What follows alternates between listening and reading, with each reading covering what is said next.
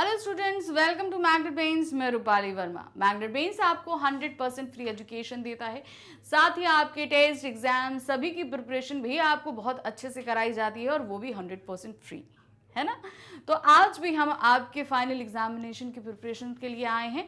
हम लेकर आए हैं magnet brains sample paper class 9th Hindi course A का, जो हमारी ये पेपर नंबर हम आज लाए हैं 3। तो ध्यान रखिए, सैम्पल पेपर है, आपके फाइनल एग्जाम की पूरी प्रिपरेशन इसमें हम आपको करा रहे हैं।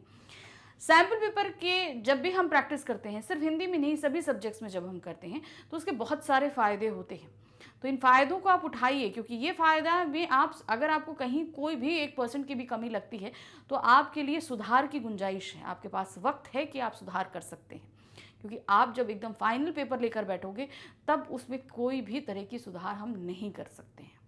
तो जब हम सैम्पल पेपर को सॉल्व करते हैं तो हम सबसे पहला काम जो करते हैं वो होता है कि हम पैटर्न से हैबिचुअल होते हैं, हमारी स्पीड बिल्डअप होती है, हमारी मिस्टेक्स जो हैं वो सुधरती हैं, हमारी राइटिंग सुधरती है, हमारा जो है पूरा रिवीजन हो जाता है। तो इस तरीके से जब हम एक सैम्पल पेपर सॉल्व करते हैं किसी भी सब्जेक्ट का, तो हमें बहुत सारे फ़ायदे होते हैं। तो सैम्पल पेपर सॉल्व करना बहुत ज़रूरी है। सिर्फ वर्बली मत सॉल्व करिए, इसे लिख के पूरी तरीके से लिटरली रिटन में आप इसको काम करेंगे। शुरू करें पेपर नंबर 3। तो जब पेपर हमारे पास आएगा तो कुछ इंस्ट्रक्शंस आते हैं, उन्हें बहुत ध्यान से पढ़िएगा। आपके स्कूल में भी जो पेपर दिया जाएगा उसमें कुछ इंस्ट्रक्शंस रहेंगे, उन्हें बहुत ध्यान से पढ़ना है। समय 3 घंटे का रहेगा।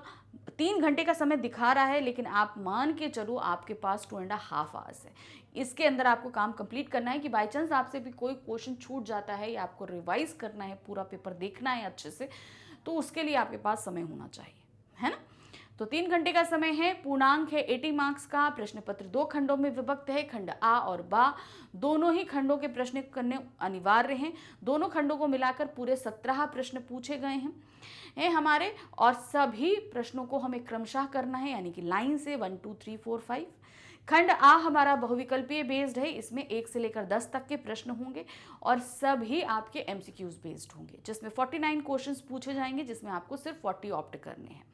ये आपको जहां निर्देश दिए गए हैं उसी के हिसाब से काम करने पड़ेंगे। अब आते हैं खंड बा में। खंड बा में आपसे जो है प्रश्न संख्या 11 से लेकर 17 तक के जो प्रश्न हैं वो खंड बा में पूछे जाएंगे और टोटल वर्णनात्मक प्रश्न पूछे जाएंगे, यानी कि सभी कुछ आपको लेखन में करना है। इसमें आपकी पुस्तक पर आधारित, पाठ्य पुस्तक की दोनों ही पुस्तक यानी कि क्षितिज और कृतिका पर आधारित प्रश्न रहेंगे, और साथ ही हमारी हिंदी की पूरक पुस्तिका जो है क्या कहते हैं, आपके कृतिका पर आधारित भी रहेंगे। तो क्षितिज और कृतिका के दोनों के प्रश्न रहेंगे वर्णनात्मक के। इसके अलावा लेखन कार्य भी हमारा सारा इसी के अंतर्गत रहेगा। तो बहुत सावधानी से करेंगे, सभी प्रश्नों के साथ विकल्प मौजूद हैं हमारे। शुरू करते हैं सबसे पहले खंड आ। खंड आ में हमारे सामने जो प्रश्न संख्या 1 आ रहा है, इसमें एक अपठित गद्यांश है। इसको बहुत ध्यान से पढ़ेंगे। अपठित गद्यांश को करने के लिए जो है वो 2 चीज़ें बहुत ज़रूरी होती हैं। पहला है कंसंट्रेशन, क्योंकि जब तक हम गद्यांश को पूरी एकाग्रता के साथ नहीं पढ़ेंगे तब तक हम आंसर नहीं निकाल सकते हैं। तो बहुत एकाग्रता के साथ पढ़ेंगे। और दूसरी चीज़ होती है प्रैक्टिस। अच्छा, इसको और आसान करने का तरीका हम आपको बता देते हैं। 3 घंटे का समय आपको रिटन वर्क मिलता है, ठीक है, रिटन टाइम मिलता है। उससे 15 मिनट पहले आपको रीडिंग टाइम मिलता है। तो उस रीडिंग टाइम को यूटिलाइज करिए आप इस अपठित गद्यांश और पद्यांश को पढ़ने में, क्योंकि जो पठित चीज़ें हैं वो तो आपकी पढ़ी हुई हैं, जो नहीं पढ़ी हैं उसमें आपको टाइम लगेगा। तो वो 15 मिनट के समय में आपको जो रीडिंग टाइम दिया जा रहा है, निर्देश पढ़िए, और निर्देश पढ़ने के तुरंत बाद ही आप गद्यांश और पद्यांश को अच्छे से पढ़कर इनके आंसर्स निकाल लीजिए। क्योंकि ये तो आपके बहुविकल्पीय हैं, आपको खाली आंसर्स एक एक टिक टिक करके फटाफट निकालने हैं। जैसे ही रिटन टाइम शुरू होगा आप एक एक करके आंसर लिखना शुरू कर देंगे, है ना। उस समय आपका टाइम वेस्ट नहीं जाएगा। तो वो जो 15 मिनट का रीडिंग टाइम है उसमें आप इस अपठित गद्यांश और पद्यांश को पढ़ लेंगे। शुरू करते हैं। गद्यांश पर 5 बहुविकल्पीय प्रश्न दिए गए हैं, 5 हमें करने हैं। 5 मार्क्स के रहेंगे, 1 मार्क्स ईच। राजनीतिक पराधीनता बड़ी बुरी वस्तु है। वह मनुष्य को जीवन यात्रा में अग्रसर होने वाली सुविधाओं से वंचित कर देती है। हमने उस पराधीनता की जंजीरें तोड़ दी है, लेकिन सुविधा को पा लेना ही बड़ी बात नहीं है।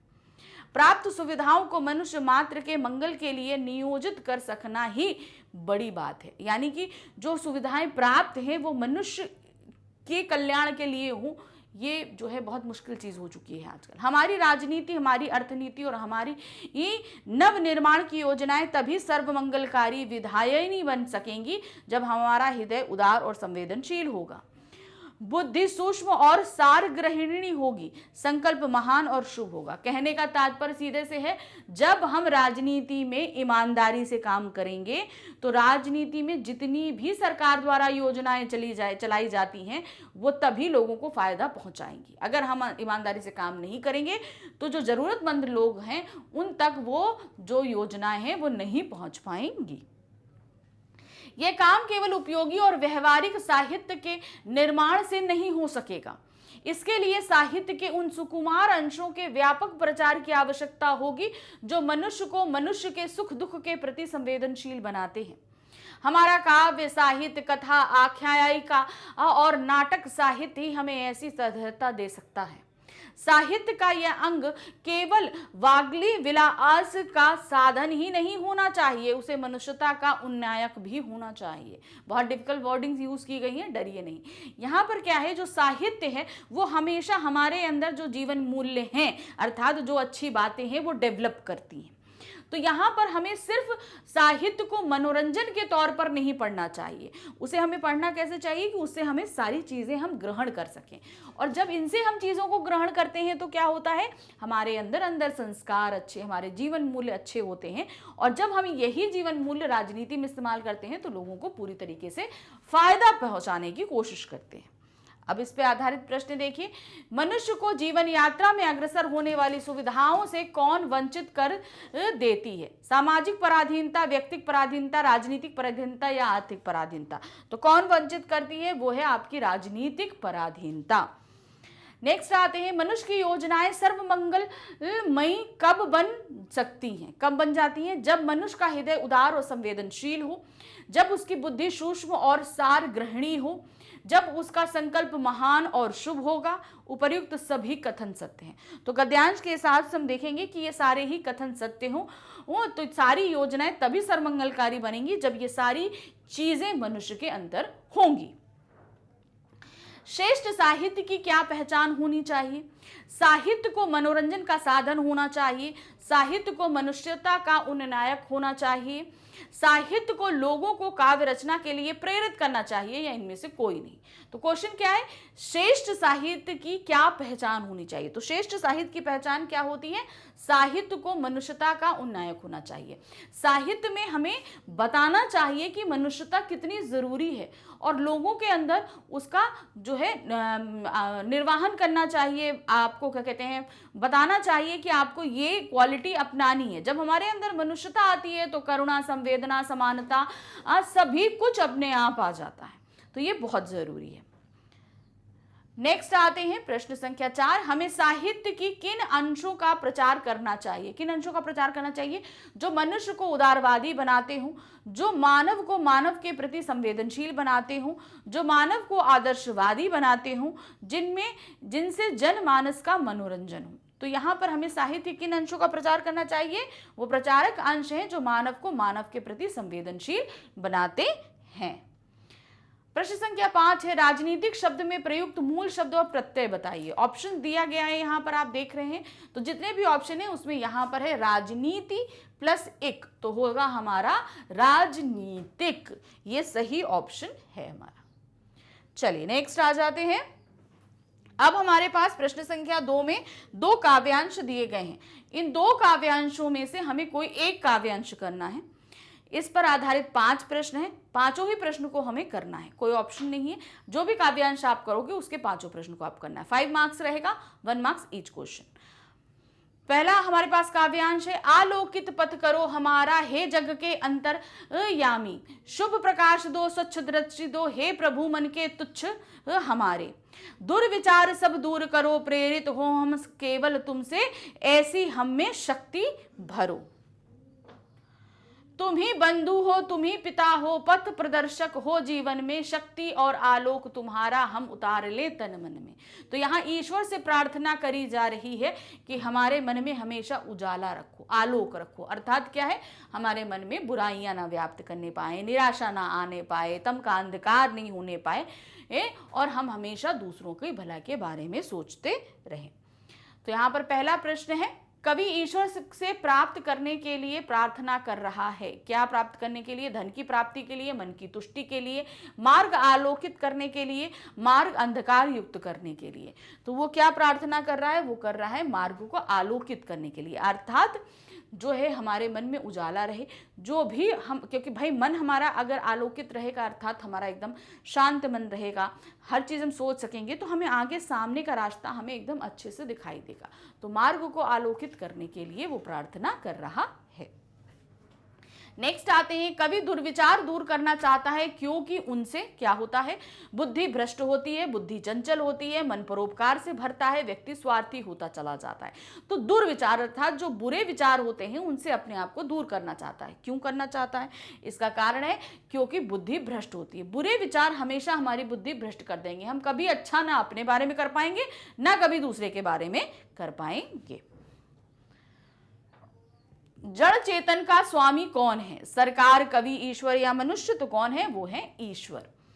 जड़ चेतन में समास है। अब देखिए यहां पर जड़ चेतन, इसमें समास कौन सा है? तत्पुरुष, द्वंद्व, अव्ययभाव या कर्मधारय। तो जड़ चेतन में जो समास है वो है आपका द्वंद्व समास। जड़ और चेतन, जड़ मतलब निर्जीव और चेतन मतलब आपका क्या होता है? जो सजीव है। तो जड़ चेतन के उससे जो हमारा क्या अलंकार बनता है, वो कौन सा अलंकार होता है? वो होता है मानवीयकरण अलंकार, क्योंकि उसमें जड़ अर्थात प्राकृतिक और चेतन अर्थात मनुष्य, इन दोनों की ही के लक्षण एक दूसरे में मिक्स किए जाते हैं, तो वो मानवीयकरण अलंकार बन जाता है। तो इसलिए ये हमारा जो शब्द है जड़ और चेतन, ये एक विलोम शब्द है। तो हमेशा इसके बीच क्या आएगा? और करके आएगा, जड़ और चेतन। नेक्स्ट आते हैं, उपर्युक्त काव्यांश का शीर्षक है भजन, प्रार्थना, गीत या अगीत। तो ये जो है वो है प्रार्थना, क्योंकि हम ईश्वर से प्रार्थना कर रहे हैं इस चीज के लिए। अब आते हैं दूसरा काव्यांश, इसको भी पढ़ते हैं। पूर्व चलने के बटोही बाट की पहचान कर ले, पुस्तकों में है नहीं छपी गई इसकी कहानी, हाल इसका ज्ञात होता है ना औरों की जुबानी, अनगिनत राही गए इस राह से उनका पता क्या, पर गए कुछ लोग इस पर छोड़ पैरों के निशा, यह निशानी मूक होकर भी बहुत कुछ बोलती है, खोल इसका अर्थ पंथी पंथ का अनुमान कर ले, यह बुरा है या कि अच्छा व्यर्थ दिन इस पर बिताना, जब असंभव छोड़ यह पथ दूसरे पर पग बढ़ाना, तो इसे अच्छा समझ यात्रा सरल इससे बनेगी, सोच मत केवल तुझे ही यह पड़ा मन में बिठाना, हर सफल पंथी यही विश्वास ले इस पर खड़ा है, तो इसी पर आज अपने चित्त का अवधान कर ले, पूर्व चलने के बटोही बाट की पहचान कर ले। तो यहाँ पर जो है, जो रास्ते पर जो व्यक्ति चलता है, उस रास्ते को, भाई हम किसी भी रास्ते को पकड़ते हैं तो हमें जानकारी होती है कि भाई रास्ता कहाँ जा रहा है, कैसा है, सुरक्षित है कि नहीं है। तो वही उन्होंने बोला कि पथिक इस रास्ते पर चलने से पहले इसकी पहचान कर ले, इस पे बहुत सारे लोग गए हैं, वो कहाँ गए हैं।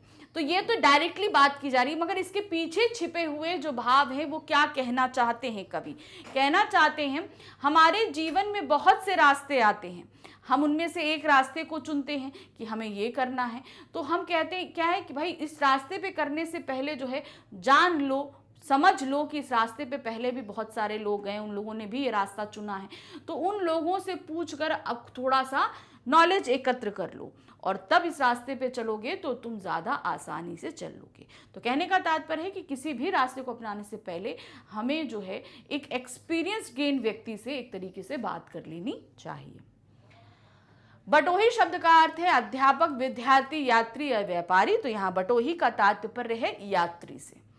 पैरों की निशानी से कवि का क्या अभिप्राय है? पैर के निशान, जमीन में पड़े गड्ढे, मार्गदर्शन चिन्ह या यात्रा वृत्तांत। तो यहाँ पैरों के निशान से तात्पर्य है मार्गदर्शन चिन्ह, अर्थात जो पहले लोग गए हैं, इस रास्ते को जान चुके हैं, तो हमें क्या है उनके पैरों के निशान के चिन्ह देखने हैं, अर्थात हमें उनसे मार्गदर्शन प्राप्त करना चाहिए कि ये रास्ता हमें आगे क्या क्या मुश्किलें पैदा करेगा, तो हम अपने आप को उस तरीके से पहले प्रिपेयर कर सकें।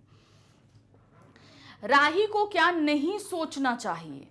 पहले कौन कौन यहाँ से गया? यह मार्ग अच्छा है या बुरा है? मार्गदर्शक चित्र नहीं है, यह मार्ग कंटकों से भरा, कंटक मतलब कांटों से भरा हुआ है।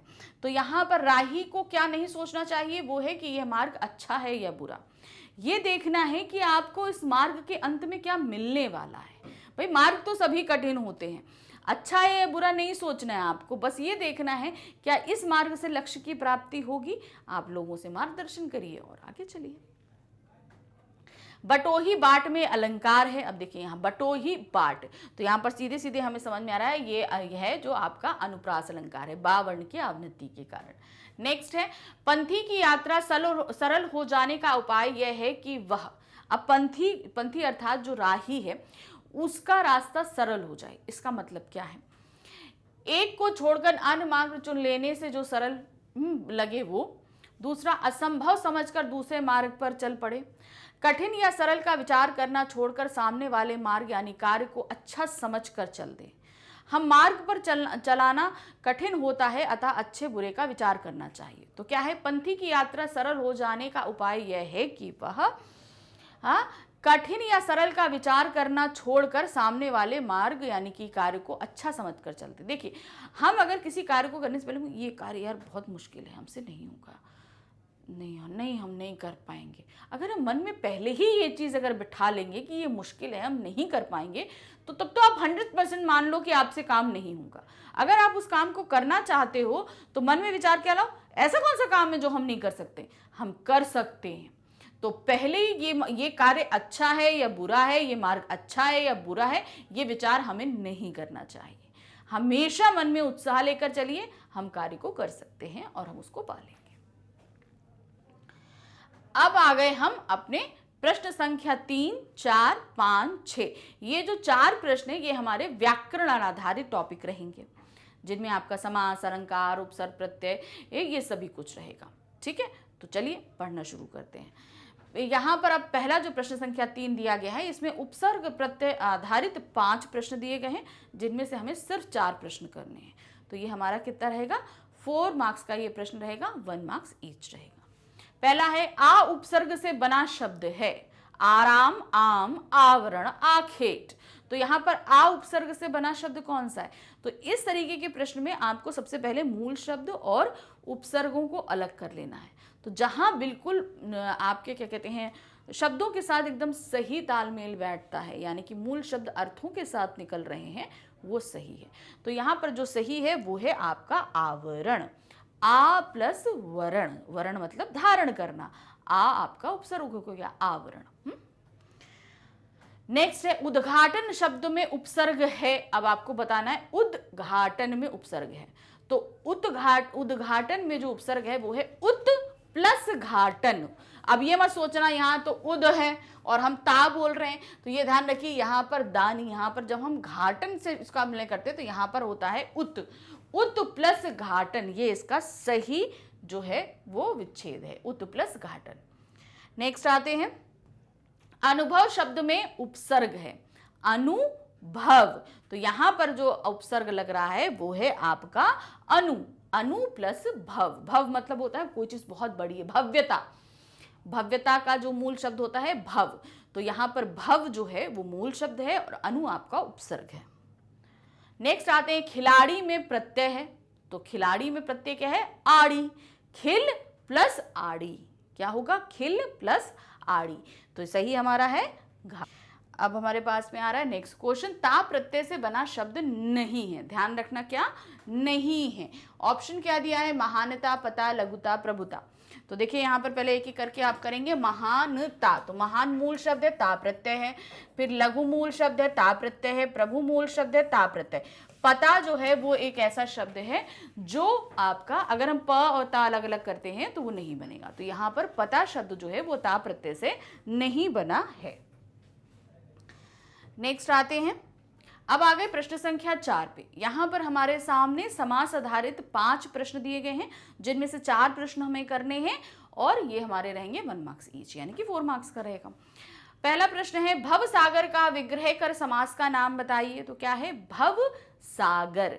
तो यहां पर सागर की जो है विशेषता बताया जा रहा है कि वो है, तो यहां पर ये जो हमारा समास होगा वो है भव रूपी सागर अर्थात कर्मधारय समास। यहां पर सागर जो है उसकी विशेषता क्या बताई जा रही है, वो भव है, बहुत बड़ा है, तो इसलिए यहाँ पर एक विशेषण एक विशेष्य है। तो यहाँ पर क्या है भव रूपी सागर या भव है जो सागर, आप दोनों ही दे सकते हो, कर्मधारय समास हमारा होगा। नेक्स्ट आते हैं यश अपयश का विग्रह कर समास का नाम बताइए। यश अपयश, अब समास विग्रह आप करोगे तो क्या होगा, यश या अपयश दोनों चीज ना, तो ये सीधे सीधे हमारा क्या हो जाएगा, यश और अपयश द्वंद्व समास। नेक्स्ट आते हैं रसोई घर का विग्रह करिए। रसोई घर क्या है, रसोई के लिए घर, तो के लिए हमारा कारक होगा, तो सीधे सीधे क्या होगा, तत्पुरुष समास। तो विग्रह क्या है, रसोई के लिए घर अर्थात तत्पुरुष समास। नेक्स्ट आते हैं महात्मा का विग्रह कर समास का नाम बताइए। महात्मा, महान है जो आत्मा, तो यहाँ आत्मा क्या बताई जा रही है, महान बताई जा रही है, एक विशेषण एक विशेष है, तो ये हुआ कर्मधारय समास। तो सही ऑप्शन है महान है जो आत्मा अर्थात कर्मधारय समास। नेक्स्ट आते हैं नंबर 5 घुड़ दौड़ का विग्रह कर समास का नाम बताइए। तो क्या होगा, घुड़ दौड़, घोड़ों की दौड़, तो की हमारा क्या हो गया, जो है वो कारक है, तो सीधे सीधे तत्पुरुष समास। तो सही ऑप्शन हमारा आ रहा है घा, घोड़ों की दौड़ तत्पुरुष समास। अब आते हैं प्रश्न संख्या 5 पर।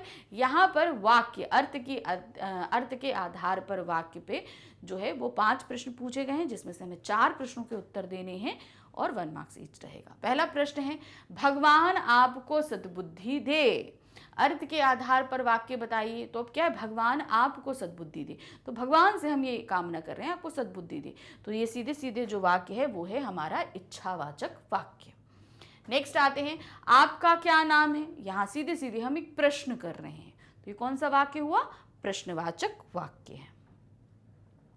नेक्स्ट है क्या कक्षा में छात्र शांतिपूर्वक बैठे हैं को आज्ञावाचक वाक्य में बदलिए। ये एक प्रश्नवाचक वाक्य है जिसे हमें आज्ञावाचक वाक्य में बदलना है। तो सीधे सीधे जब कोई टीचर आता है और आपको देता है कि नहीं आपको पढ़ना है, तो क्या होगा, आप चुपचाप बैठिए, शांति से बैठिए, तो शांतिपूर्वक बैठिए। तो यहाँ पर क्या होगा, जो क्या कक्षा में छात्र शांतिपूर्वक बैठे हैं, छात्र कक्षा में शांतिपूर्वक बैठे, भगवान करे छात्र कक्षा में शांतिपूर्वक बैठे, शायद छात्र कक्षा में शांतिपूर्वक बैठे। तो आज्ञावाचक वाक्य जो है वो है छात्र कक्षा में शांतिपूर्वक बैठे, ये सीधे सीधे आज्ञा है। नेक्स्ट है वाह कितना सुंदर दृश्य है, विधानवाचक वाक्य में बदलिए। ये एक विस्मयवाचक वाक्य है, इसे हमें बदलना कितना है, विधानवाचक वाक्य में। ऑप्शन क्या है, कितना सुंदर दृश्य है, क्या सुंदर दृश्य है, बहुत सुंदर दृश्य है, दृश्य बहुत सुंदर होगा। तो यहाँ पर क्या है, वह कितना सुंदर दृश्य है, तो यहाँ पर हम जाए तो सीधे सीधे इसका जो विधानवाचक वाक्य होगा वो है कितना दृश्य कितना सुंदर है, दृश्य बहुत सुंदर है, ये भी हम दे सकते हैं, दृश्य बहुत सुंदर है, दृश्य कितना सुंदर है, इस तरीके से। नेक्स्ट है मैं आज नहीं पढ़ूंगा, आज्ञा के आधार पर वाक्य बताइए, मैं आज नहीं पढ़ूंगा, मना कर रहा हूं, तो सीधे सीधे क्या हो गया, ये निषेधवाचक वाक्य होगा। प्रश्न संख्या 6, प्रश्न संख्या 6 में अलंकार आधारित 5 प्रश्न पूछे गए हैं, हमें 4 प्रश्नों के उत्तर देने हैं। पहला है तारावली सी मृदुर मुस्कान में अलंकार है। तारावली सी, तारा यानी कि तारों की जो पंक्ति है उस जैसी जो है वो मुस्कान है। तो यहाँ पर जो मुस्कान है उसकी उपमा किसके साथ दी जा रही है, तारावली से। तो ये सीधे सीधे क्या हो गया, एक उपमा अलंकार है। और जहाँ पे यहाँ देख रहे हैं आप सी शब्द लगा हुआ है, तो इससे आपको ये भी पता चल रहा है कि एक उपमा अलंकार है। उपमा अलंकार की पहचान क्या है, सा, सी, से, सम, सरिस जैसे शब्दों का इस्तेमाल किया जाता है। तो यहाँ पर सी शब्द है, इससे तो हम पहचान ही जाएंगे उपमा है। साथ ही आप देख रहे हो मुस्कान की तुलना जो है किससे कर रहे हैं, उपमा किससे कर रहे हैं, तारों की पंक्ति से, इसलिए यहाँ पर उपमा अलंकार है। नेक्स्ट आते हैं एक राम घनश्याम हित चातक तुलसीदास में अलंकार है। एक राम घनश्याम हित चातक तुलसीदास, यानी एक ही जो है वो राम है, घनश्याम है, जो तुलसीदास जी के हृदय में बसे हुए हैं। तो यहाँ पर राम और घनश्याम में अलंकार है, वो है आपका रूपक अलंकार। ठीक है। राम देखिए एक ही के अवतार है, विष्णु जी के अवतार राम भी हैं और जो है घनश्याम अर्थात श्री कृष्ण भी हैं, लेकिन इन दोनों के बीच में एकदम समानता ला दी गई है, इसलिए यहाँ पर ये रूपक अलंकार है। नेक्स्ट आते हैं निपट निरंकुश निछुर निशंकु। तो सीधे सीधे देख के पहचान गए होंगे, ना वर्ण की आवृत्ति नी नी नी हर जगह आ रहा है, तो सीधे सीधे ये क्या है, एक अनुप्रास अलंकार है। नेक्स्ट है मजबूत शिला सी दृढ़ छाती। क्या है, उसकी छाती कैसी है, जैसे कोई एक बड़ा सा पत्थर हो, उस तरीके से उसकी छाती मजबूत है।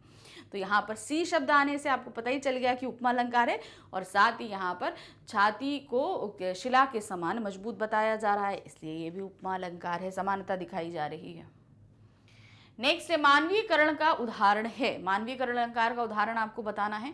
मधुकर सरिस संत गुणग्राही। तो अब यहाँ पर सरिस शब्द से आप समझ गए होंगे कि एक उपमा अलंकार है। नेक्स्ट आते हैं हाय फूल सी कोमल बच्ची हुई राख की ढेरी। ये भी एक उपमा अलंकार का ही उदाहरण है, तो ये भी नहीं है, ये भी नहीं है। नेक्स्ट आते हैं तेरी बरछी ने बर छीने हैं खलन के। तो यहाँ पर एक ही शब्द दो बार आया है और दोनों बार उसके अर्थ अलग अलग हैं, इसलिए ये एक यमक अलंकार है, तो ये भी नहीं है। आए महंत बसंत। महंत एक क्या है, प्राकृतिक है, ऋतु है, तो ये एक जड़ है, और यहाँ पर महंत के साथ इसकी तुलना की गई है। बसंत की किसके साथ तुलना की गई है, महंत के साथ। महंत कौन होता है, एक मनुष्य होता है। तो आए महंत बसंत में क्या हो गया हमारा, ये सीधे सीधे मानवीकरण अलंकार है। अच्छा, ये तो हमारा सही ऑप्शन है, लेकिन इसमें एक चीज और देखिए, महंत और बसंत जो शब्द है इसी में आपका रूपक अलंकार भी है। महंत जो है और बसंत, इन दोनों में एक रूपता ला दी गई है, इसलिए ये रूपक अलंकार है। तो बिल्कुल अगर रूपक अलंकार में भी पूछा जाए तो भी आप इसे दे सकते हो, और अगर मानवीकरण अलंकार में पूछा जाए तो भी आप यहां पर दे सकते हैं।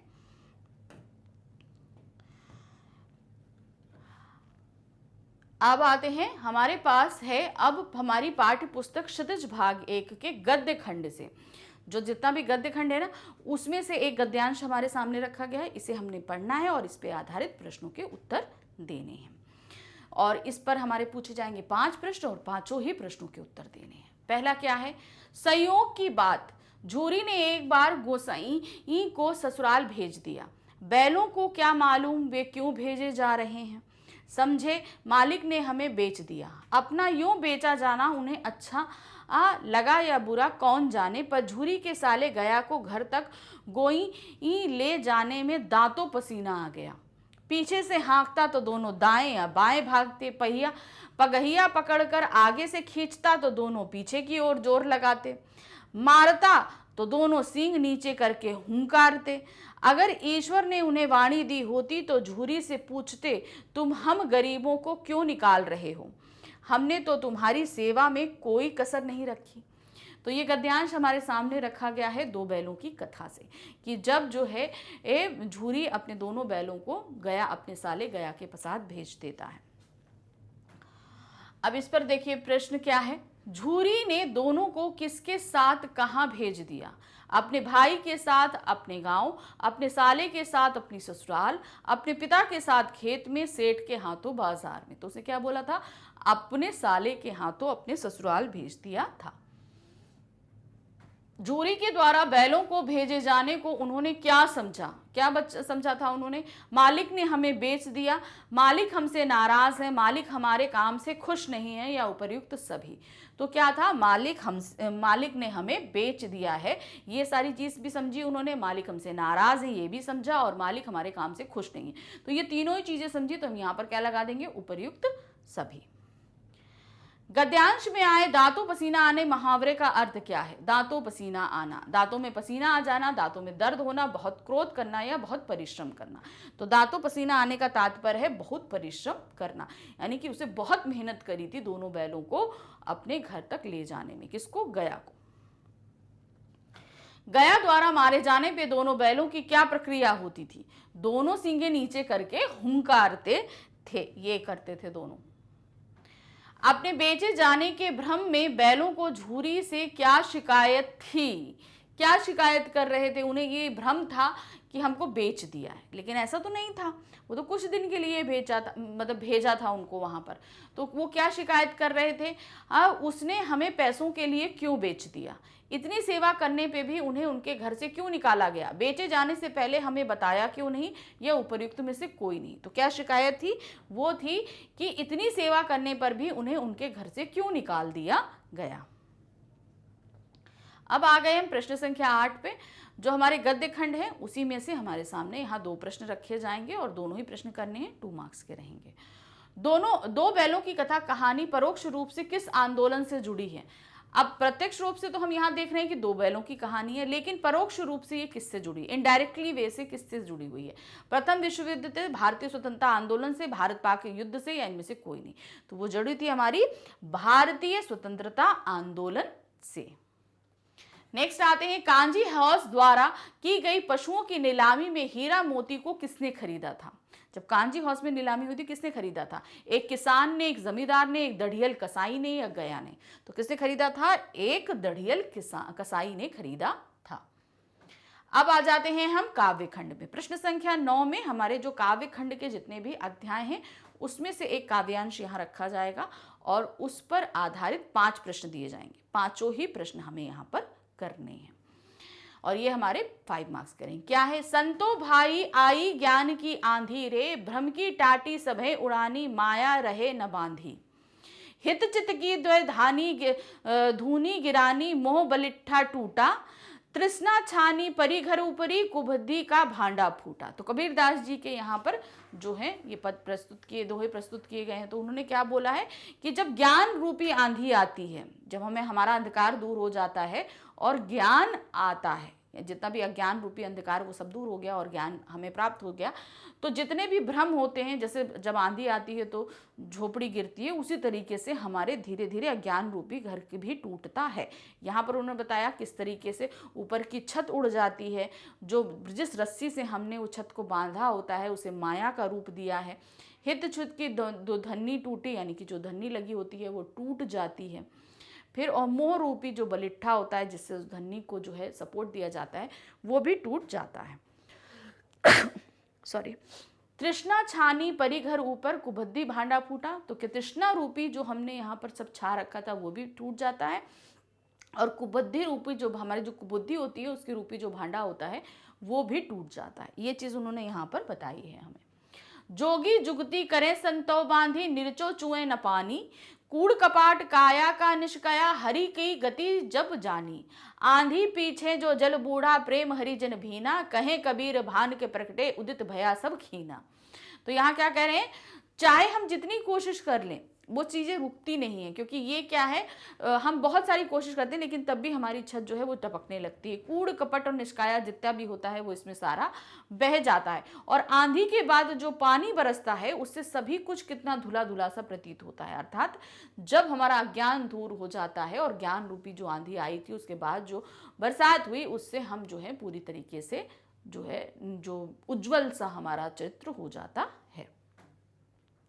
अब इस पर प्रश्न है, पहला प्रश्न है, खीना का अर्थ क्या है, पक्ष विपक्ष, शराब, क्षीण हुआ या क्रीड़ा। तो यहाँ पर खीना का तात्पर्य है क्षीण हुआ, यानी कि जो चीज कम हो जाती है, छोटी हो जाती है, घट जाती है वो चीज। अज्ञान का विलोम है, अज्ञान का विलोम, जाहिर सी बात है आपको पता ही होगा, ज्ञान का विलोम है ज्ञान। नेक्स्ट आते हैं, कबीरदास जी ज्ञान की तुलना किससे करते हैं, लकड़ी, आंधी, छत या संसार। तो उन्होंने किससे करी है, ज्ञान रूपी आंधी अर्थात आंधी से करी है। मनुष्य को ज्ञान प्राप्त होने से क्या होता है, विकारों से मुक्त होता है, सांसारिक चीजें डगमगाती हैं, आंधी आती है या छल कपट आता है। तो मनुष्य को जब ज्ञान प्राप्त हो जाता है तो उसके जितने अंदर के विकार होते हैं, कि जितनी बुराइयां होती हैं उनसे वो मुक्ति प्राप्त कर लेता है। निर्चु यानी कि थोड़ा सा का समानार्थी शब्द क्या है, निर्चु यानी कि थोड़ा सा, उसका अर्थ क्या है, ज्यादा, अधिक से अधिक, बहुत कम या इनमें से कोई नहीं। तो थोड़ा सा शब्द का जो समानार्थी होगा वो है बहुत कम। अब आते हैं प्रश्न संख्या 10 में। यहाँ पर काव्य खंड पर आधारित ही हमसे 2 प्रश्न पूछे जाएंगे, उन दोनों ही प्रश्नों को हमें यहाँ करना है। क्या दिया है, पहला प्रश्न है, कबीर के अनुसार ईश्वर कहाँ है, मंदिर में, मस्जिद में, सर्वव्यापक या कहीं पे भी नहीं। तो कबीर के अनुसार ईश्वर जो है वो सर्वव्यापक है, सभी जगह है।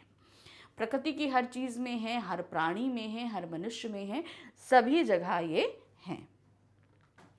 कबीर ने तीर्थ स्थलों को कैसा बताया है? व्यर्थ, लाभदायक, का दोनों या इनमें से कोई नहीं। तो कबीर ने तीर्थ स्थलों को जो है वो व्यर्थ बताया है। हम यहाँ पर तीर्थ स्थलों में जो है वे ईश्वर को खोजते हैं, मगर ईश्वर हमें वहां पर प्राप्त नहीं हो सकते। तो ये हो गया प्रश्न संख्या 10 तक हमारा आ खंड कंप्लीट, यानी कि बहुविकल्पीय हमने सारे कर लिए। अब हम आते हैं बा खंड में। बा खंड जो है हमारा टोटल वर्णात्मक है, यानी कि सब्जेक्टिव है। यहाँ पर सभी प्रश्नों के उत्तर हमें कैसे देने हैं?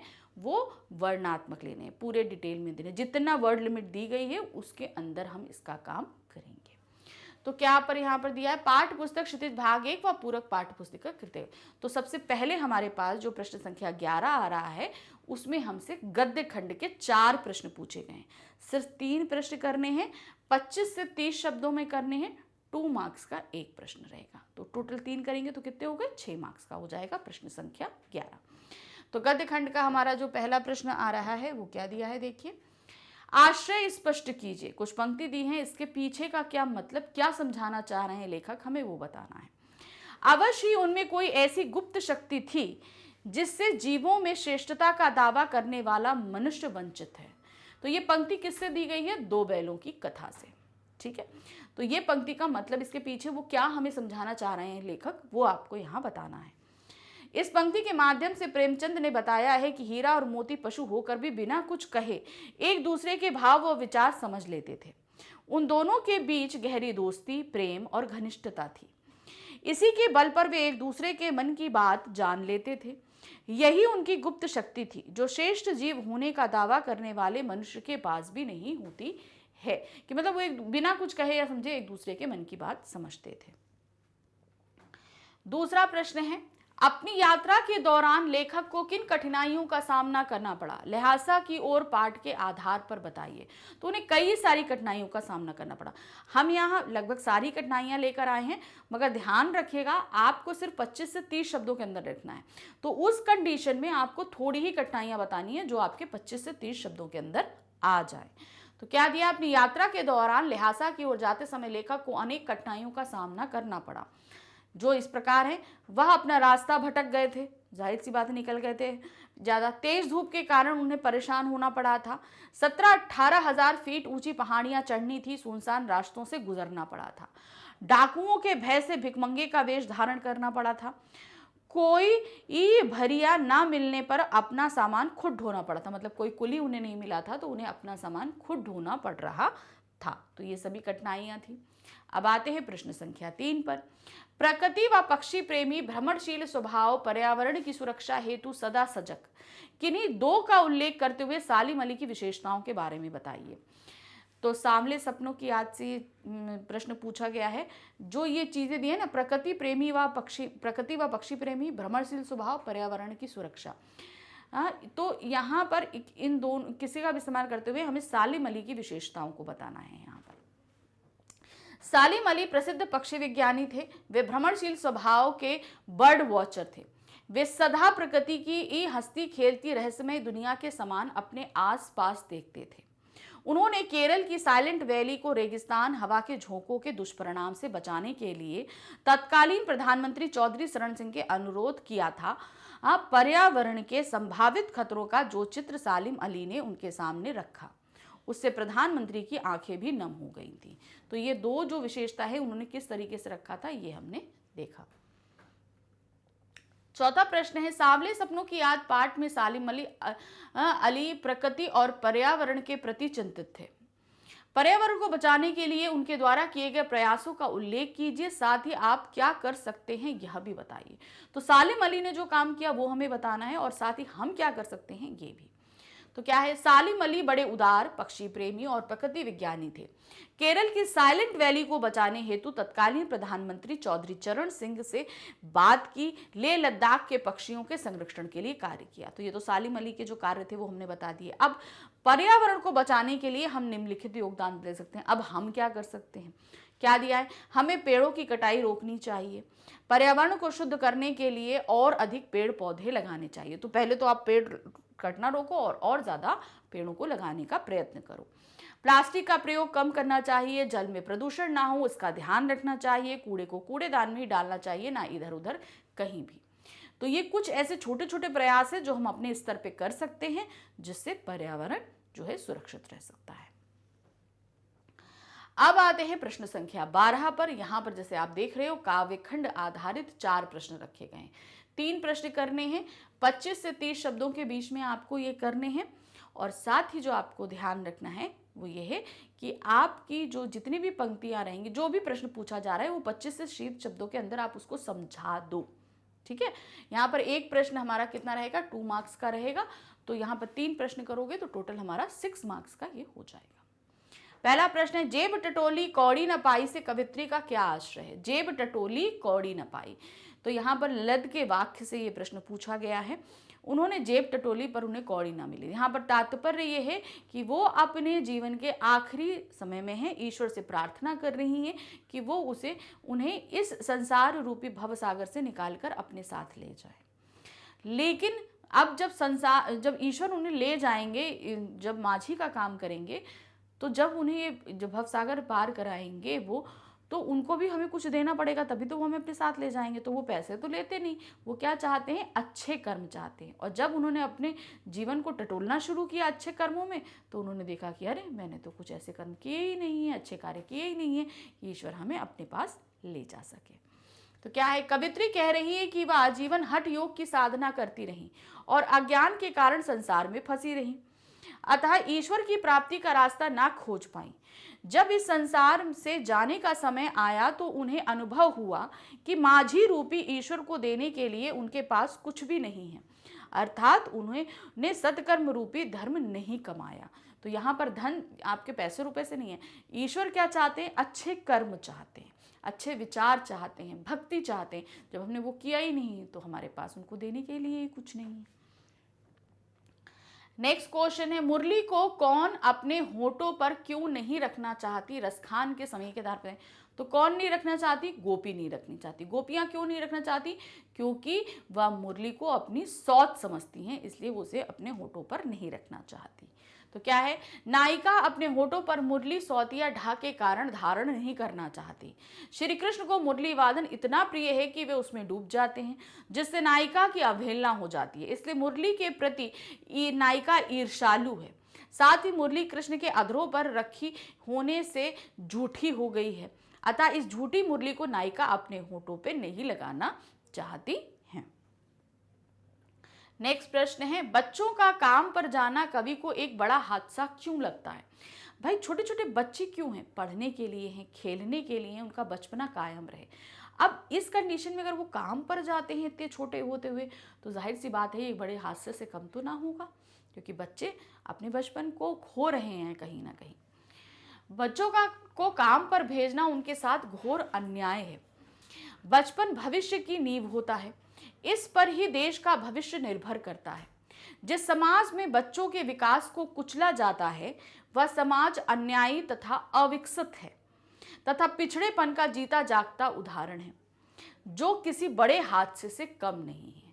तो देखिए ना किस तरीके में आपसे भी आप बोले जाए कि भैया तुम पढ़ाई लिखाई छोड़ दो, जाओ काम करो जाके, तो ये क्या अच्छा है, या आपके भविष्य के साथ खिलवाड़ है, आप अपना भविष्य नहीं बना पाएंगे। तो ये एक हादसा जैसा ही, जब आप बच्चों का भविष्य नहीं बनेगा तो समाज तो कहीं ना कहीं पीछे ही हो जाएगा ना। प्रश्न संख्या 4 है, कवि के स्मृति पटल पर कोयल के गीतों की कौन सी मधुर स्मृतियां अंकित है जिन्हें वह अब नष्ट करने पर तुली है। तो कोयल, अगर हम भी कोयल के बारे में सोचते हैं तो हमारे जो स्मृति पटल पर क्या है, वो बड़ा मधुर खाती है, दिन में गाती है, ये स्मृतियां हैं। लेकिन अब रात में वो आधी रात को चिल्ला रही है, तो वो उसके चिल्लाने के कारण कवि के स्मृति पटल में यानी कि उसकी याददाश्त में कोयल की जो छवि बनी हुई है वो मिटने को तैयार है। तो क्या है, कवि के स्मृति पटल पर कोयल के गीतों के अनेक मधुर स्मृतियां अंकित हैं कि किस तरीके से कोयल मीठा मीठा बोलती है, वो यादें उसके दिमाग में बसी हुई हैं। वह रोज सुबह कूक कर लोगों को अपना मधुर गीत सुनाती है। ओस से भीगी घास पर सूरज की किरणें पड़ती हैं, तब पर्वत की ऊंची चोटियां और झरनों में कोयल के गीतों का मधुर स्वर गूंजता है। अब कोयल देशभक्तों पर होने वाले अत्याचारों से दुखी होकर इन सभी मधुर स्मृतियों को नष्ट कर देना चाहती है। तो यहाँ पर कोयल को प्रतीक रूप में रखा है कि किस तरीके से देशवासियों के ऊपर जो अत्याचार हो रहा है, इस वजह से कोयल जो है वो चीख रही है। अब हम आ गए प्रश्न संख्या 13 पे। प्रश्न संख्या 13 में हमारी हिंदी की जो पूरक पुस्तिका है कृतिका भाग 1, उससे यहाँ पर 3 प्रश्न पूछे जाएंगे, जिसमें हमें सिर्फ 2 प्रश्नों के उत्तर देने हैं। और ये 2 प्रश्नों के उत्तर हमें देने हैं 50 से 60 शब्दों में। तो कृतिका से जब भी प्रश्न पूछे जाएंगे तो याद रखिए कि ये दीर्घ उत्तरीय प्रश्न रहते हैं, तो बहुत सावधानी के साथ इसको करेंगे, है ना। तो 50 से 60 शब्दों में ये प्रश्न हम उत्तर लिखना है। यहाँ पर 4 मार्क्स का एक उत्तर हमारे पास में रहेगा। तो प्रश्न क्या है देखिए, डराने, धमकाने, उपदेश देने या दबाव डालने की जगह सहजता से किसी को भी राह पर लाया जा सकता है। पाठ के आधार पर तर्क सहित उत्तर दीजिए, यानी कि दंड नहीं देना है, आप समझा के बुझा कर उसे सही रास्ते पर ला सकते हो। तो यहाँ पर क्या है, मात्र दंड द्वारा हम किसी को नहीं सुधार सकते, भावनात्मक प्रेम से व समझा कर किसी को सही रास्ते पर लाया जा सकता है। अपराधी को दंड देने से पहले उसके सभी पहलुओं पर विचार कर लेना चाहिए, साथ ही उसकी परिस्थिति को भी नजरअंदाज नहीं किया जाना चाहिए। किस कारण से उसने ये अपराध किया, ये परिस्थितियां क्या हैं, किन कारणों से उसने ये अपराध किया, ये जानना भी जरूरी है। प्रेम बहुत बड़ी शक्ति है, प्रेम द्वारा माफ करके हम किसी को सही रास्ते पर ला सकते हैं, जैसा कि लेखिका की परदादी ने किया। एक चोर को उन्होंने भावनात्मक रिश्ते द्वारा नेक इंसान बना दिया। किस तरीके से एक लोटे से पानी मंगाया उस चोर से, और एक ही लोटे में पानी पी के उसे अपना बेटा बनाया, और उसने चोरी छोड़ के खेती का काम शुरू कर दिया। तो यहाँ पर क्या है, वो एक रिश्ता बनाया जिसकी वजह से उसने ये काम छोड़ दिया।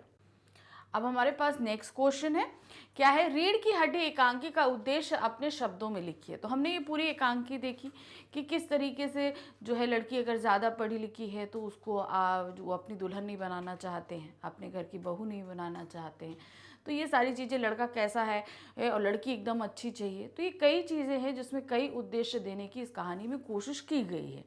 क्या है देखिए, रीढ़ की हड्डी एकांकी का उद्देश्य है स्त्रियों के प्रति व्याप्त रूढ़िवादी मानसिकता पर प्रहार करना, कन्या को हीन मानने की सामाजिक कुरीति को दूर करने का प्रयास करना, कि जो स्त्रियों को लेकर जो रूढ़िवादी परंपरा चली आ रही है, जो सोच चली आ रही है, उसको बदलना है। लड़कियों के स्वतंत्र व्यक्तित्व की रक्षा करनी है, यानी कि उनका अपना एक पर्सनालिटी होती है, और उस पर्सनालिटी को देखना समझना। सिर्फ एक लड़की तो अपनी पर्सनालिटी डेवलप कर लेती है, लेकिन उसके घर वालों, उसके आसपास के लोगों को भी उसकी रक्षा करनी पड़ती है, उसकी उस मर्यादा, उस व्यक्तित्व को देखना पड़ता है। दो मुँहे व्यक्तित्व वाले व्यक्तियों का पर्दाफाश करना, जैसे कि गोपाल प्रसाद हैं, शंकर हैं, इस तरीके के लोगों के व्यक्तित्व का पर्दाफाश किया गया है। स्त्रियों की शिक्षा और उससे उत्पन्न आत्मविश्वास और साहस को उभारना है। स्त्रियां जब शिक्षित हो जाती हैं तो उनके अंदर एक आत्मविश्वास आ जाता है, और उसी को उभार कर इस एकांकी में हमारे सामने रखा गया था। नारी के प्रति होने वाले अत्याचारों से संघर्ष करना। नारी के प्रति कहीं ना कहीं हर एक लेवल पे आप कोई ना कोई अत्याचार मिलेगा। नारी शिक्षित हो तो भी उसके साथ होता है, अनपढ़ होती है तो भी उसके साथ होता है। और ये किस किस तरीके से होता है, डायरेक्ट इनडायरेक्ट दोनों, मतलब एक अत्याचार होता है मारपीट के हो जाता है, एक होता है इनडायरेक्टली प्रहार किया जाता है, मतलब कि आपको इनडायरेक्टली कहीं बातों के थ्रू होता है, कहीं उसके काम को रोकने के मकसद से होता है, उसकी शिक्षा को रोकने के मकसद से होता है। तो कई तरीके से ये प्रयास किया जाता है, तो उस अत्याचार को भी सामने रखा गया है। अब आते हैं प्रश्न संख्या 3। मुसहरी ई में राहत सामग्री बांटने गया लेखक राहत सामग्री बांटना क्यों भूल गया? इन लोगों के कार्य व्यवहार से आपको किन जीवन मूल्यों को अपनाने की प्रेरणा मिलती है? तो ये कौन सा है? ये पाठ है इस जल प्रलय में। बाढ़ आई थी तो मुसहरी में वो राहत सामग्री बांटने गए थे, मगर क्या कारण था, लेखक जो है वो राहत सामग्री बांटना भूल गए। देखिए क्या है, लेखक और उनके साथ ही ये परमान नदी की बाढ़ में डूबे मुसहरों की बस्ती में राहत बांटने गए। बाढ़ में फंसे ये लोग मछली और चूहों को वो झुलसाकर खाते हुए किसी तरह दिन बिता रहे थे। अब चूंकि क्या होता है, जब बाढ़ आती है तो जितना भी हरियाली खेती होती है सब डूब जाती है, इधर घर के भी जो खाने पीने की चीज़ें होती है वो भी सब तबाह हो जाती है। अब इसमें में क्या होता है, जब पानी आता है तो पानी में जहाँ चूहे छिपे होते हैं वो बाहर आ जाते हैं, पानी के थ्रू मछलियाँ आ जाती हैं। तो वहाँ के लोग क्या कर रहे थे, उन चूहों को पकड़कर, उन मछलियों को पकड़कर जो है पका पका कर खा रहे थे। वहां पहुंचकर लेखक ने देखा कि वहां तो वो बलवाही नाच हो रहा है। यहाँ धानी का अभिनय एक कर्ता नटुआ और दूसरे व्यक्ति ने अपने अभिनय से ऐसा दृश्य बना रखा है एक कि जिसे देखकर कीचड़ पानी से लथपथ भूखे प्यासे नर नारियों के झुंड खिलखिलाकर हंस रहे हैं। उनकी ऐसी उन्मुख खिलखिलाहट देखकर लेखक राहत सामग्री बांटना भूल गया। तो यहाँ पर क्या था, मुसीबत तो थी भाई, खाने को नहीं है तो मुसीबत तो थी, लेकिन उन मुसीबत के पलों में भी उन्होंने एंजॉयमेंट की जगह छोड़ रखी थी कि ठीक है मुसीबतें हैं, हम उनसे लड़ रहे हैं, लेकिन कुछ समय अगर हमें खुशी के मिल रहे हैं तो उन्हें हमें गंवाना नहीं है। और वो उस चीज़ को बिल्कुल ही इंजॉय कर रहे थे जो भी उनके ऊपर मुसीबत आई थी। इसीलिए लेखक जो है ये सारा माहौल, क्योंकि वो क्या माइंडसेट करके गए थे कि वहाँ के लोग दुखित होंगे, रो रहे होंगे, मगर वहाँ पहुँचे तो वहाँ का माइंडसेट पूरी तरीके से बदला हुआ था सबका।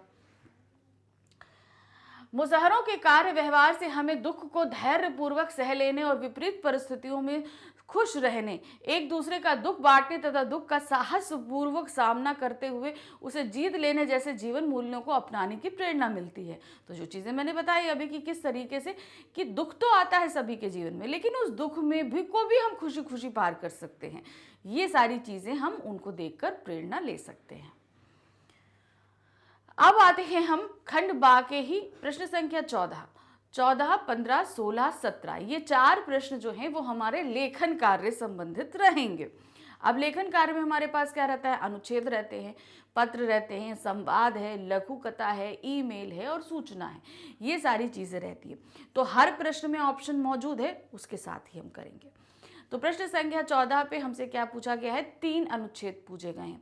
3 में ऐसे में सिर्फ एक अनुच्छेद करना है और ये हमारा जो रहेगा वो 120 शब्दों में हमें इस अनुच्छेद को करना है। हर जगह बोलती हूँ वर्ड लिमिट बिल्कुल ध्यान रखनी है। अब माना कि आप अभी क्लास 9th में हैं, आपके इंटरनल एग्जाम्स होंगे, तो शायद टीचर इतना लीनियंट चेक करे कि आप ज़्यादा लिख दो तो वो मायने नहीं करेगी, चेक कर देंगे। लेकिन जब हम बोर्ड एग्जामिनेशन में जाते हैं तो ये जो वर्ड लिमिट्स होती है ना, इन्हें हमें बहुत ध्यान रखना पड़ता है, क्योंकि एग्जामिनर इस चीज़ पे आपको बहुत वॉच करेंगे। तो इसकी आदत आपको अभी से डालनी है, तभी आप जो है ना आगे जाकर जब बोर्ड एग्ज़ाम होगा आपका, तो तब तक आप अपने आप को लिमिट के अंदर बांधना सीख जाएंगे। तो ये हमारा को जो भी आप एक करोगे ना वो हमारा रहेगा 6 मार्क्स का। तो अब यहाँ पर क्या है, पहला ऑप्शन हमारे पास, हम बताया ना 3 अनुच्छेद दिए गए हैं, तो पहला अनुच्छेद जो है वो है बरसात का एक दिन। अब बारिश का कोई एक दिन आपके पास बहुत एक्साइटिंग बीता हो, आप उसे भी यहाँ लिख सकते हो, लेकिन इनके दिए गए संकेत बिंदुओं को ध्यान में रखते हुए क्या दिया है, बरसात का आगमन, प्रकृति में परिवर्तन, मेरे विशेष अनुभव। जब आगमन होता है, बारिश आती है, तो जाहिर सी बात है प्रकृति में बहुत ज़्यादा परिवर्तन होता है। ये सारी चीज़ें आप लिखोगे 2 पॉइंट्स में। फिर उसके बाद तीसरा जो है आपका जो अनुभव रहा उसे आप यहाँ पर लिखेंगे कि कोई भी एक दिन या कोई भी ऐसे समय हुआ हो जिस समय आपके लिए वो दिन कुछ एक्साइटिंग बीता हो। तो देखिए क्या है, 3 ऑप्शन है, 3 में जो भी आप ऑप्ट करेंगे उसे मिडिल टॉप हेडिंग में दे देंगे, ये बहुत ज़रूरी है। बरसात का एक दिन, जेठ की तपती धूप के बाद ऋतुओं की रानी वर्षा ऋतु आती है। भारत देश में ये प्रायः जून के अंत में आती है। वर्षा ऋतु में बरसात का आगमन बहुत ही सुखद होता है। आकाश में चारों तरफ घटाएं छा जाती हैं, मस्त हवा चलने लगती है तथा मन में उल्लास उत्पन्न हो जाता है। वर्षा ऋतु का इंतजार हम बेसब्री से करते हैं। वर्षा आने पर चारों तरफ हरियाली नजर आती है तथा प्रकृति में परिवर्तन होता है। कहा जाता है कि वसंत ऋतुओं का राजा है और वर्षा ऋतु ऋतुओं की रानी। यदि वर्षा ना हो तो संसार का अस्तित्व ही समाप्त हो जाएगा। जाहिर सी बात है, अगर बारिश नहीं होगी तो हमें पानी नहीं मिलेगा, पेड़ पौधों को नहीं मिलेगा, जीव जंतुओं को नहीं मिलेगा, वातावरण एकदम शुष्क हो जाएगा, बहुत सारे मतलब जीवन एक तरीके से नष्ट हो जाएगा अगर बरसात नहीं आती है तो। जुलाई के दिन थे, अब यहाँ पर आपको अपना अनुभव आप बता रहे हैं। जुलाई के दिन थे, विद्यालय खुल चुके थे, कई दिन से लगातार भयंकर गर्मी पड़ रही थी। सड़कें, घर, मकान चारों ओर मानो आग बरस रही थी। विद्यालयों में तो बहुत ही बुरा हाल था। टीन की चादरें भयंकर रूप से तप रही थी, पंखे भी गर्म हवा फेंक रहे थे। अचानक आंधी सी आई, खिड़कियां चरमराने लगी, चारों ओर अंधेरा छा गया। कमरे में बिजली नहीं थी, ऐसा लगा जैसे रात हो गई है। बच्चों ने किताबें संभाल ली। अचानक गड़गड़ाहट प्रारंभ हो गई और बारिश होने लगी। टीन की छत पर पड़ती बूंदें शोर करने लगी। थोड़ी देर में टूटी खिड़कियों से बौछारें आने लगी। स्कूल के बरामदे गीले हो गए। तो जो बारिश में हुआ उसे आप लिखेंगे। मैदान में पानी एकत्र होने लगा। छोटे बच्चे कागज की नाव बनाकर चलाने लगे। तभी किसी शरारती बच्चे ने शोर मचा दिया कि पानी में करंट है। बस फिर क्या था, अफरा तफरी मच गई। सारे अध्यापक बाहर निकल आए। बच्चों को धीरे धीरे विद्यालय के दौर के बाहर निकाल दिया गया। जो विद्यालय का मेन डोर था उससे बाहर कर दिया गया कि अब आप लोग जाइए। प्रधानाचार्य ने छुट्टी की घंटी बजवा दी। बारिश बंद हुई किंतु धीमी हो गई। तो बंद नहीं हुई मगर धीमी पड़ गई थी। विद्यालय आते समय मैं छतरी नहीं लाया था, इसलिए भीग गया। सड़कों पर ट्रैफिक रुक गया था। कुछ लोग छाता लगाए हुए थे, अधिकांश लोग भीगे हुए थे क्योंकि अनएक्सपेक्टेड थी। इतनी गर्म हो रही थी, एकदम से बारिश आ गई, तो लोगों के पास छतरियां नहीं होती हैं। विद्यालय के पास ही झुग्गियों में पानी भर गया था।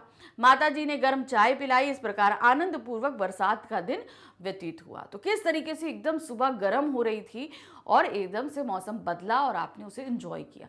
तो इसी तरीके से आपका भी कोई अनुभव रहा हो बरसात के दिन का, तो उसे यहाँ पर आप लिख सकते हैं। नेक्स्ट ऑप्शन है हमारे पास, आजादी अभी अधूरी है। अब इसे जो संकेत बिंदु दिए क्या है, आजादी का महत्व, पूर्व आजादी से तात्पर्य और आजादी की सुरक्षा कैसे। अब हमें आजादी मिल तो गई मगर इसको हम किस तरीके से सुरक्षित बनाए रख सकते हैं, क्या है देखिए। मिडिल टॉप हेडिंग दे देंगे, जो भी हमारा शीर्षक है, आजादी अभी अधूरी है। फिर देखिए क्या है, स्वतंत्रता मनुष्य की स्वाभाविक वृत्ति है। स्वतंत्रता मनुष्य को ही नहीं बल्कि जीव जंतुओं तथा पक्षियों को भी प्रिय है। कहा भी गया है, पराधीन सपने हु सुख नाही, यानी कि जब आप कहीं पर बंद हो, कैद हो, तो वहां पर सपने भी सुख प्रदान नहीं करते हैं। अंग्रेजों की गुलामी को भारतवासी सहन नहीं कर सके। वे इस गुलामी की जंजीरों को काटने का अनवरत प्रयास करते रहे और अंततः 15 अगस्त 1947 को शताब्दियों से खोई स्वतंत्रता हमें पुनः प्राप्त हो गई।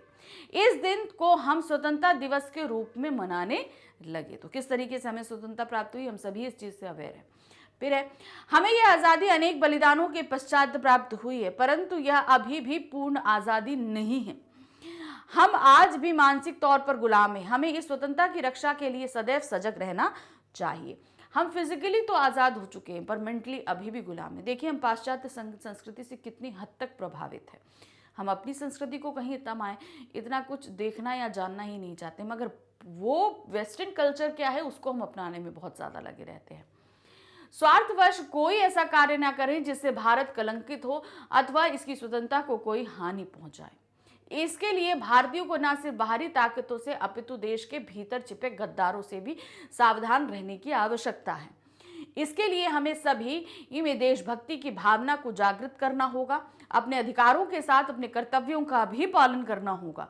अपनी कानून व्यवस्था को दुरुस्त करना होगा, तभी हम अपनी आज़ादी को सुरक्षित रख पाएंगे।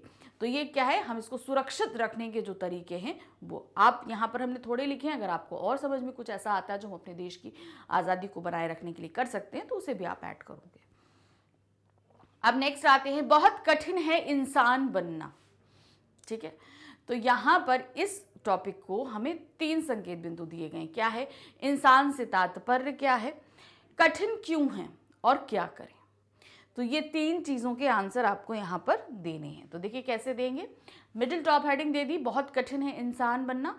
फिर उसके बाद हम क्या करें, इंसान से तात्पर्य है जिसमें इंसानियत हो, अर्थात ऐसा प्राणी जो दूसरों की पीड़ा को देखकर दुखी होता हो और उन्हें प्रसन्न देखकर सुख का अनुभव करता हो। यानी कि अगर हमारे सामने कोई व्यक्ति परेशान है तो हम उसकी मदद करें। हमारे अंदर भी वो जो करुणा महसूस कर रहा है, जो तकलीफ कर रहा है, हमारे अंदर भी वो तकलीफ उत्पन्न होनी चाहिए और हम उसकी मदद करें। अगर वो खुश है तो उसके साथ भी हम खुश हो सकें।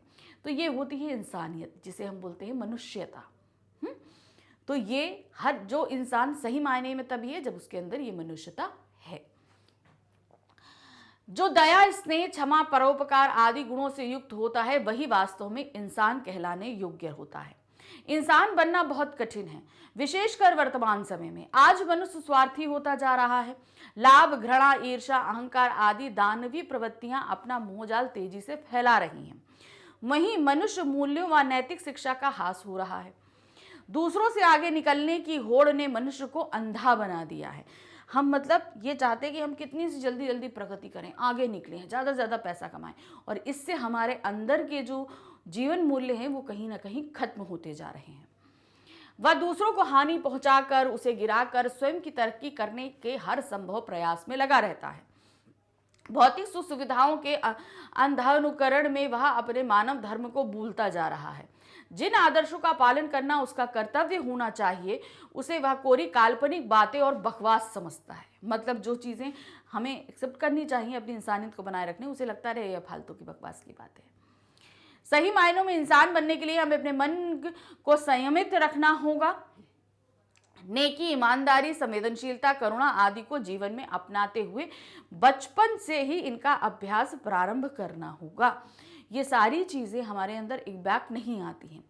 कोई भी बच्चा छोटा होता है, उसके अंदर ये सारी चीज़ें अगर वो अपने पेरेंट्स को देखता है, अपने आसपास के माहौल में देखता है, तो वो सारी चीज़ें उसके अंदर भी धीरे धीरे आ ही जाती हैं, और जब वो बड़ा होता है तो एक जो है अच्छा इंसान बनता है। धर्म सदाचार का पालन करना होगा। एक सच्चा इंसान बनना कठिन अवश्य है, पर असंभव नहीं है। हम कोशिश करें तो हम बन सकते हैं। ऐसा ये कोई कार्य नहीं कि हम बन ही नहीं सकते, असंभव कार्य नहीं है। चलिए अब हम आ जाते हैं प्रश्न संख्या 15 पर। प्रश्न संख्या 15 पर हमारे पास 2 पत्र दिए गए हैं, दोनों में से एक पत्र करना है। तो जो भी आप पत्र करोगे वहां पर वो हमारा रहेगा 5 मार्क्स का। अब यहाँ पर 2 पत्र है, एक औपचारिक है, एक अनौपचारिक है। क्वेश्चन पढ़ने के बाद ये डिसाइड करिए, और जिसका भी पैटर्न आपको अच्छे से पता है, जो भी आपको अच्छे समझ में आ रहा है, दोनों में से एक कर सकते हैं। क्या दिया? पहला, वन विभाग द्वारा लगाए वृक्ष सूखते जा रहे हैं। इस समस्या की ओर ध्यान आकृष्ट करते हुए किसी प्रसिद्ध समाचार पत्र के संपादक को पत्र लिखिए। यानी कि वन विभाग ने बहुत सारे पेड़ लगाए, लेकिन अब क्या है, उनमें ठीक से पानी नहीं दिया गया, उनकी ठीक से केयर नहीं की गई, और अब वो सूख रहे हैं। तो इस ओर जो है वो आप सभी लोगों का ध्यान, शहर के लोगों का, इवन बड़े बड़े लोगों का, जो वन विभाग से संबंधित है, सभी का ध्यान आकर्षित करना चाहते हैं। तो इसके लिए आप एक दैनिक समाचार पत्र में जो है आप अपना पत्र लिख रहे हैं, लेटर लिख रहे हैं उनको, ताकि वो आप छप सके न्यूज़पेपर में और सब उसी को पढ़े और उनका ध्यान इस समस्या की तरफ आकृष्ट हो। तो ये एक संपादकीय पत्र है, तो यानी कि ये एक औपचारिक पत्र हुआ। औपचारिक पत्र में हम जिसे पत्र लिख रहे हैं उसके साथ हम शुरू करते हैं। तो अब उनका नाम हमें नहीं पता है, तो उस कंडीशन में हम क्या करेंगे, उनका पदभार नाम जो है वो डाल के उनको एड्रेस देकर, डेट देके शुरू कर देंगे। तो यहाँ क्या है, संपादक दैनिक जागरण आगरा। फिर आ गए हम दिनांक। दिनांक जिस भी डेट को आप पत्र लिखोगे वही आप डाल दोगे। फिर आते हैं विषय। अब चूंकि औपचारिक पत्र है तो विषय देना जरूरी है। वन विभाग द्वारा लगाए पौधों के सूखने के संबंध में। अब सम्माननीय शब्दों के साथ महोदय, मान्यवर है, इन शब्दों के साथ आप शुरू कर दोगे। क्या दिया है, वृक्षारोपण समय की मांग है, किंतु सरकारी विभाग इसमें भी खाना पूर्ति कर रहे हैं। इस वर्ष वन विभाग द्वारा जुलाई मास में स्कूल कॉलेजों के परिसरों में लगभग 10,000 पौधों का रोपण किया गया। खेत का विषय है कि इन पौधों को रोपने के बाद उनकी देखभाल ना तो वन विभाग ने की और न स्कूल कॉलेजों ने। फलतः ये पौधे सूखने लगे हैं। ये सरकारी धन की बर्बादी है। मैं इस पत्र के माध्यम से संबंधित अधिकारियों का ध्यान इस ओर आकृष्ट करके यह अनुरोध करूंगा कि भविष्य में जहां पे भी पौधे लगाए जाएं उनमें पानी आदि देने की जिम्मेदारी भी का निर्वहन भी विभागीय स्तर पर किया जाए। भाई पौधे तो लगा दिए, तो अब पानी, पौधे लगाने की जिम्मेदारी अगर कोई विभाग ले सकता है तो पानी डालने का भी कोई एक विभाग को आप जिम्मेदारी दे दीजिए। तो वो आप चाहते हैं। जिस परिसर में पौधारोपण किया गया है वहां के अधिकारियों को इसकी देखभाल का उत्तरदायित्व सौंपा जाए। अब विभाग हर जगह नहीं डाल सकता, तो जहां पे भी आसपास जहां पे पौधारोपण हो रहा है वहां के लोगों को इसकी रिस्पॉन्सिबिलिटी दी जाए। तभी वृक्षारोपण और वन महोत्सव का कार्यक्रम सफल होगा। आशा है संबंधित अधिकारी इस ओर ध्यान देने का कष्ट करेंगे। धन्यवाद, भवदीय अनिमेश। तो यहाँ पर अनिमेश की जगह हमने एक इमेजिनेटिव नेम लिखा है, आप अपना अपना नाम लिखेंगे। अब आते हैं दूसरे पत्र पे। अथवा करके दिया है, दोनों में से एक पत्र लिखना है। पहले पत्र पढ़ते हैं प्रश्न क्या है। अपने मित्र को स्वदेशी वस्तुओं के इस्तेमाल की प्रेरणा देते हुए पत्र लिखिए। अब ये आप अपने मित्र को पत्र लिख रहे हो तो क्या हो जाएगा, ये एक अनौपचारिक पत्र है, क्योंकि जब हम अपने जानने पहचानने वालों को जो पत्र लिखते हैं वो कौन सा होता है, अनौपचारिक पत्र होता है। क्या है, 31 हरीश नगर मेरठ। तो यहाँ पर जब हम अनौपचारिक पत्र लिखते हैं तो हम अपना एड्रेस पहले देते हैं। दिनांक 30 मई 2000, तो यहाँ पर तो हमने डेट ऐसी डाल दी, आप वही डेट डालोगे जिस दिन आप लेटर लिख रहे हैं। प्रिय मित्र राकेश, यहाँ से आप शुरू करेंगे, आप क्योंकि मित्र को हैं, आप मित्र या सखी किसी को भी लिख सकते हो। सप्रेम नमस्कार, मैं यहाँ कुशल पूर्वक हूँ और तुम्हारी कुशलता की कामना करता हूँ। कल ही तुम्हारे द्वारा मेरे जन्मदिन पर उपहार स्वरूप भेजा गया चाइनीज कैमरा प्राप्त हुआ, बहुत प्रसन्नता हुई, लेकिन यदि ये कैमरा स्वदेशी होता तो मुझे और अधिक प्रसन्नता होती। स्वदेशी वस्तुओं की गुणवत्ता विदेशी वस्तुओं से कम होती है, वरन स्वदेशी वस्तुओं के प्रयोग से हमारी अर्थव्यवस्था मजबूत होती है, जो देश के विकास में सहायक है। मित्र, हमारे प्रधानमंत्री द्वारा भी मेक इन इंडिया को बढ़ावा दिया जा रहा है। कहा भी गया है, स्वदेशी बनो स्वदेशी अपनाओ, अतः हमें स्वदेशी वस्तुओं के प्रयोग को बढ़ावा देना चाहिए। स्वदेशी वस्तुएं मतलब जो मैन्युफैक्चर बाय इंडिया हो, यानी कि जो इंडिया ने में ही बनी हो, तो वो हमें माना कि थोड़ा कॉस्टली पड़ेंगी बाकी प्रोडक्ट से, जो विदेशी प्रोडक्ट्स होंगे, लेकिन ये हमारी अर्थव्यवस्था को, हमारे देश को मजबूत करेंगी। आशा है तो मेरे सुझाव पर ध्यान देते हुए स्वदेशी वस्तुओं के प्रयोग को दैनिक जीवन में बढ़ावा दोगे और दूसरों को भी प्रेरित करोगे। घर में सभी बड़ों को मेरा चरण स्पर्श और छोटों को शुभ स्नेह। तुम्हारा मित्र मोहित। तो मोहित की जगह आप सभी अपना अपना नाम देंगे। चलिए अब आ जाते हैं प्रश्न संख्या 16 पर। यहाँ पर हमारे सामने जो दिया गया है, सबसे पहले 2 लघु कथा दी गई है। इन दोनों में से आपको कोई एक लघु कथा करनी है और ये हमारी रहेगी 5 मार्क्स की। तो दोनों में से देखिए क्या है, पहले कौन सी लघु कथा है। पहला है प्यासा कौवा। इस कहानी से तो आप सभी अच्छी तरीके से अवेयर है कि भाई एक कौवा प्यासा था, घड़े में पानी था, उसने कंकड़ डाला, पानी ऊपर आया और उसने पी लिया।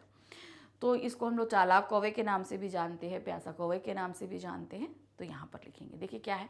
एक गाँव में एक कौवा रहता था, वह पानी की खोज में यहाँ वहाँ भटकने लगा, लेकिन उसे कहीं पानी नहीं मिला। तब वह एक बड़े से पेड़ की ऊंची डाल पर जा बैठा। तब उसे दूर कहीं एक मटका दिखाई दिया। उसने सोचा कि इस मटके में मुझे पानी मिल सकता है, इसलिए वह उड़ता हुआ उस मटके के पास पहुंचा, लेकिन उसमें पानी बहुत कम था।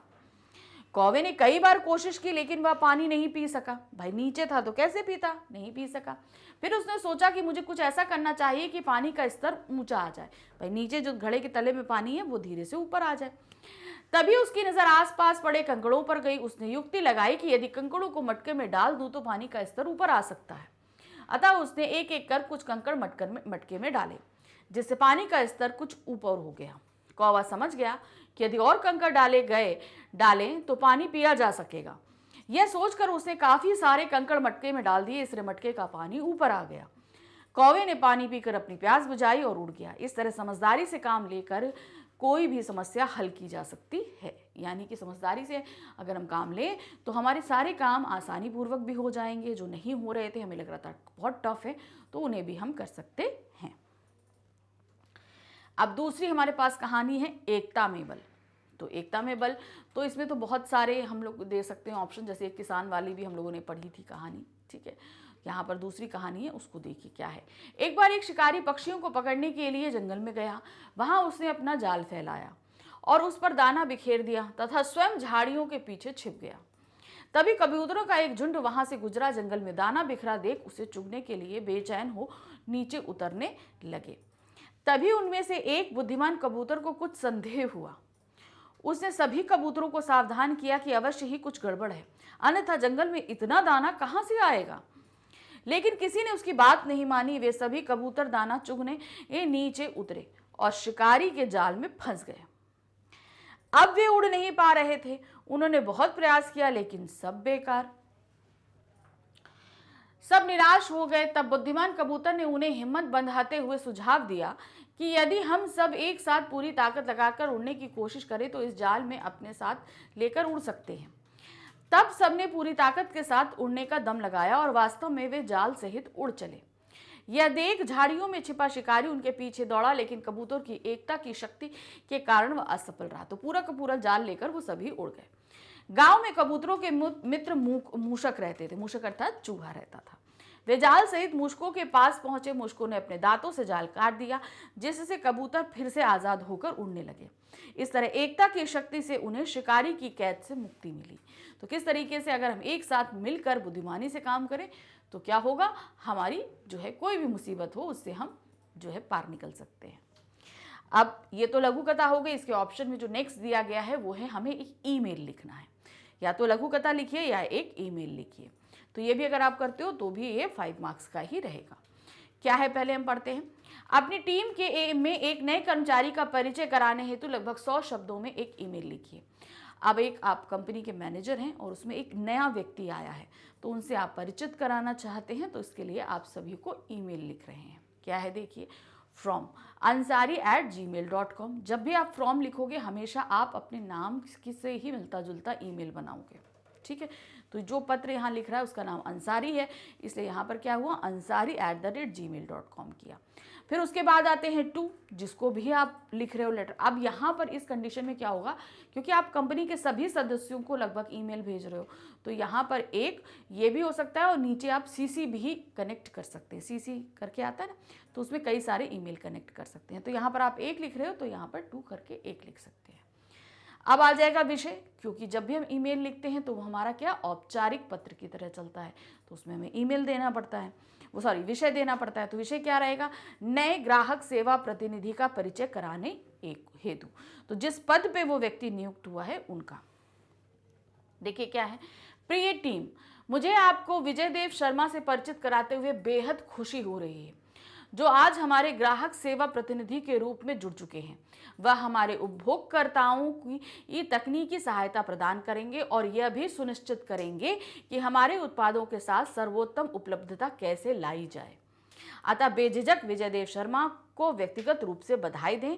सभार अंसारी अनीस, मैनेजर। तो मैनेजर ने ये ईमेल सभी पूरी टीम मेंबर को लिखा है। अब आ जाते हैं इस प्रश्न पत्र के आखिरी प्रश्न पर, यानी कि प्रश्न संख्या 17 पर। यहाँ पर हमारे सामने एक सूचना और एक संवाद दिया गया है। दोनों में से कोई एक आपको करना है, तो जो भी आप करोगे वो हमारा रहेगा 4 मार्क्स का। तो सबसे पहले हमारे पास सूचना आई है, देखिए क्या है। विद्यालय में आयोजित होने वाली वाद विवाद प्रतियोगिता के लिए हिंदी विभाग के संयोजक की ओर से लगभग 80 शब्दों में सूचना लिखिए। तो अब यहाँ पर आपको कैसे क्या बनना है, आप है हिंदी विभाग के संयोजक। नाम नहीं दिया गया लेकिन आपका पदभार दे दिया गया है, आप एक संयोजक हो हिंदी विभाग के। सूचना तैयार कर रहे हो कि वाद विवाद प्रतियोगिता होने वाली 80 शब्दों में। तो जब हम सूचना लिखना शुरू करते हैं तो सबसे पहले हमें जो काम करना होता है, रेक्टेंगल बॉक्स बनाना पड़ता है।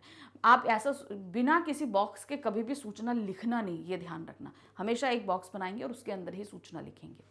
अब सबसे पहले जिस भी संस्था से ये सूचना इशू हो रही है उसे आप सबसे पहले ऊपर लिखोगे। हमने लिख दिया डीएवी स्कूल, आजाद नगर, उत्तर प्रदेश। अब ये एक नोटिस है तो उसे हाईलाइट करना जरूरी है, तो हमने यहाँ पर सूचना दे दिया। अब इस सूचना का जो भी शीर्षक रहेगा, जो भी शीर्षक है उसे आप मेंशन करोगे। तो क्या है, वाद विवाद प्रतियोगिता के संबंध में, ठीक है। फिर उसके बाद आ जाते हैं हम डेट। तो डेट को पूरी तरीके से क्लैरिफाई करना जरूरी है, जिस भी डेट की सूचना है। अब यहां पर आप कौन सी डेट डालोगे, जिस डेट को आप एग्जाम में सूचना लिख रहे हो वही डेट पड़ेगी। लेटर में, सूचना में, हर जगह ध्यान रखना है, डेट वही पड़ेगी जो जिस डेट को आप ये सब लिख रहे हो। फिर आते हैं, विद्यालय के समस्त छात्र छात्राओं को सूचित किया जाता है कि शनिवार दिनांक 5 अगस्त 2000 को विद्यालय में वाद विवाद प्रतियोगिता का आयोजन किया जाएगा। वाद विवाद प्रतियोगिता में भाग लेने के इच्छुक छात्रों के नाम आमंत्रित हैं। छात्रों से अनुरोध है कि वे अपना नाम गुरुवार तक हिंदी विभाग संयोजक को दे दें। तो यहाँ पर आप, क्योंकि वाद विवाद प्रतियोगिता 4 दिन के अंदर है, तो आपको अपना नाम देना है कि हम इसमें पार्टिसिपेट कर रहे हैं। फिर है संयोजक कौन है, आप हमने बताया था हिंदी विभाग के आप संयोजक हैं। नीचे अपना नाम लिखेंगे, कौन सा विभाग है, हिंदी विभाग। तो पूरा लिख के आपकी सूचना खत्म हो गई। अब ऑप्शन में हमारे पास में क्या आ रहा है, नेक्स्ट जो है वो है संवाद। तो क्या है देखिए, नोटबंदी से प्रभावित 2 ग्रामीणों के मध्य लगभग 80 शब्दों में संवाद लिखना है। आप सभी को पता है कि नोटबंदी हुई थी, तो इससे लोगों को कहीं ना कहीं बहुत असुविधा भी हुई थी और बहुतों को बहुत से फायदे भी हुए थे।